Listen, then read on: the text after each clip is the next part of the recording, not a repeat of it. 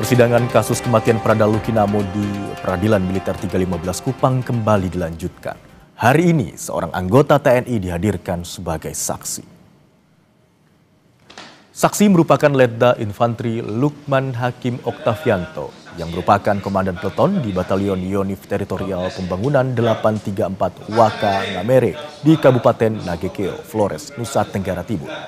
Batalion itu merupakan tempat Prada Lukinamo berdinas. Saksi dihadirkan untuk memberi keterangan terkait 17 terdakwa.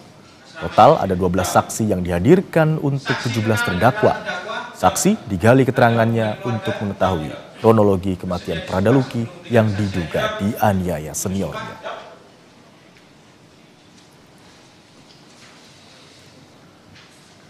Sementara itu, usai dilaporkan ke Denpom Kupang soal dugaan pelanggaran disiplin, ayah Prada Lukinamo, Pelda Christian Namo, berencana menempuh jalur hukum.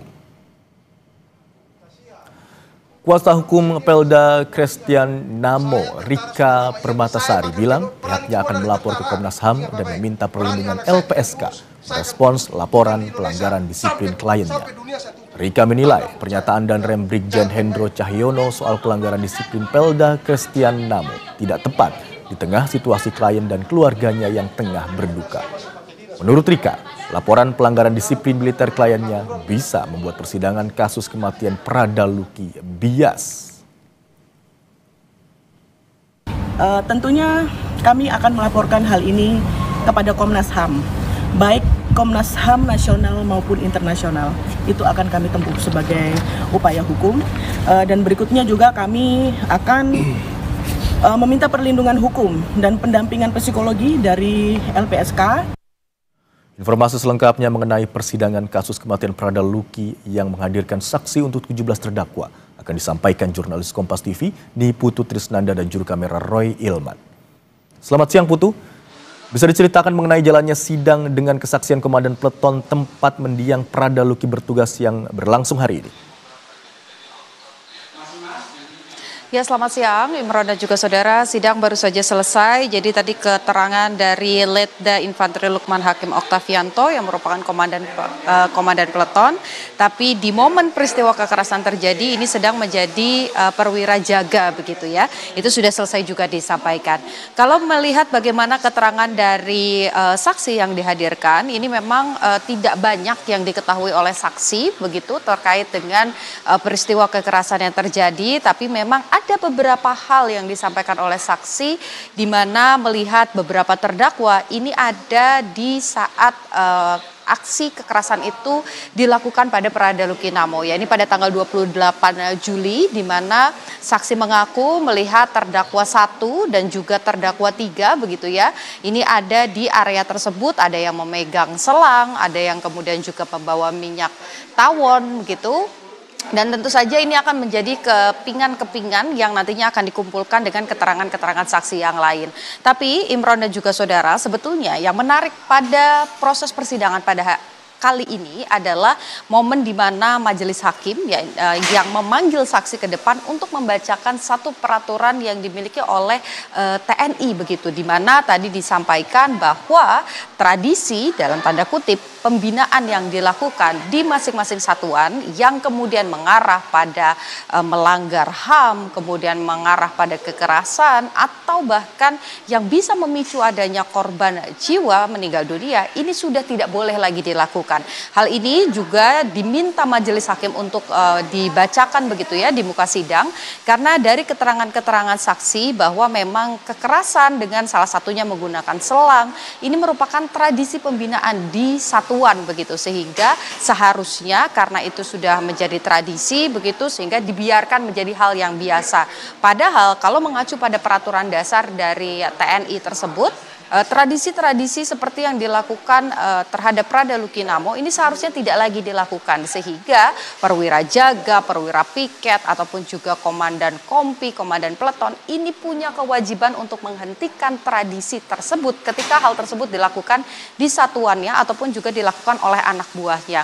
Ini hal yang salah satu tadi juga ditekankan oleh majelis hakim, karena dari keterangan yang sudah dihadirkan ke muka sidang untuk 17 terdakwa ini tercatat di dalam berkas ada 12 saksi, di mana saksi yang tadi dihadirkan yaitu Lukman Hakim Oktavianto ini merupakan saksi ke-12.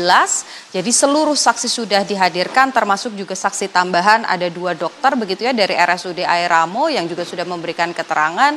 Beberapa di antaranya kita kesampingkan dulu yang dokter begitu, tapi dari anggota-anggota TNI dari Batalion tempat Pradaluki berdinas ini memang seolah ada pembiaran begitu dengan alasan pembinaan dari senior kepada junior. Padahal kalau mengacu pada peraturan yang sebelumnya, aksi kekerasan dalam bentuk apapun ini tidak boleh dilakukan. Ini tentu saja akan mempengaruhi bagaimana nanti keputusan hakim begitu ya, kalau melihat ada pasal yang dituntut atau didakwakan kepada terdakwa, khususnya 17 terdakwa yang hari ini bersidang. Ini merupakan pasal 131 di mana anggota militer yang kemudian melakukan aksi kekerasan yang berujung pada kematian.